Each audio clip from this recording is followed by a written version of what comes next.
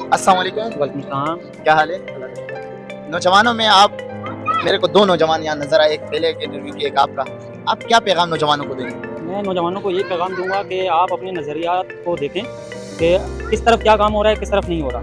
دیکھیں چنا صاحب کوئی میرے رشتہ دار یا میرے وہ دوست نہیں ہیں. ہماری سلام دعا کیسے ہوئی کہ پڑوسی کی وجہ سے ہوئی.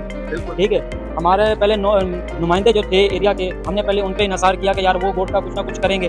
ان کو آگے منتخب کیا ووٹ دے کے کہ وہ آئیں اور کوئی کام کر کے دکھائیں, لیکن انہوں نے نہیں کیا.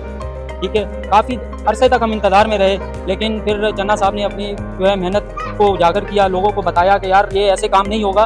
ایک پارٹی کے طور پہ, ایک پارٹی نہیں ہے یہ, کوئی سیاسی پارٹی نہیں ہے یہ, لوگوں کو صرف ایک جمع کیا اور اس کو عوامی اتحاد کا نام دے دیا.